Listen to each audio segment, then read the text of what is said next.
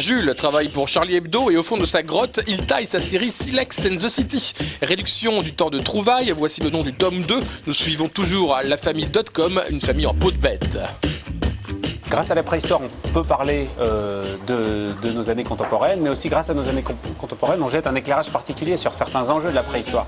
Je pense que c'est un peu une espèce de géométrie. Moi, tout m'intéresse, j'ai une formation de dessinateur de presse, donc finalement, tous les différents aspects, la politique, la société, le loisir de masse, le sport. Là, pour la première fois dans cet album aussi, je parle du foot. Par exemple, il y a un grand match PSG-OM, c'est Primat de Saint-Germain contre Olympique Mammouth, ce qui n'est pas forcément ma spécialité par ailleurs, mais du coup, je me suis intéressé à ça, le problème de la sélection naturelle et de la sélection des joueurs de foot. Voilà, Raymond Darwin est-il un bon sélectionneur naturel? Bon, c'était la question. Et je me suis rendu compte que la préhistoire, plus encore que n'importe quelle autre époque, c'était un prisme génial pour ouvrir au maximum cette espèce de souci d'englober une société entière.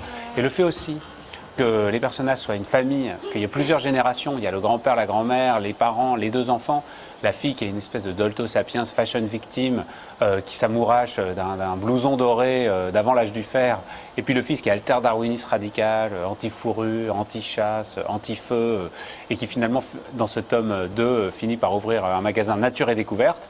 Bon, il y a une enquête marketing, on se rend compte que les mammifères de moins de 50 ans ne sont pas intéressés par le concept de découverte. Alors finalement, il appelle ça juste nature, mais bon. J'ai fait une espèce de petit blondinet un peu rachitique avec une mini-vague comme ça, romantique. Il bosse dans l'art contemporain.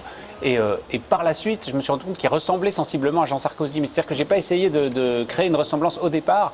Mais c'est vrai que finalement, il y a un type universel du fils à papa. Et puis il se trouve qu'il rentre tout à fait dans la boîte à chaussures. Il y a des gags visuels, purement visuels. Il y a des gags qui sont purement des gags de langage. Des distorsions, évidemment des jeux de mots ou des formules qu'on inverse ou qu'on fait bouger un petit peu, justement finalement pour mettre le doigt sur l'absurdité des expressions toutes faites, des mots d'ordre politique. Ensuite, c'est vrai qu'il y a plusieurs niveaux de lecture. C'est une espèce de saga en peau de bête, mais qui est au rythme de la vie quotidienne d'une famille. On ne s'inscrit pas dans le cadre d'une BD d'aventure. En revanche, on avance petit à petit dans les grands thèmes familiaux, les relations entre les générations, les conflits entre parents et enfants, la lutte des classes finalement. En moins de 40 000, Néandertal est obligé de cohabiter avec Cro-Magnon. Il y a des unions mixtes. Ça ressemble finalement beaucoup à aujourd'hui et au rejet très contemporain et très récent qu'il peut y avoir de l'altérité.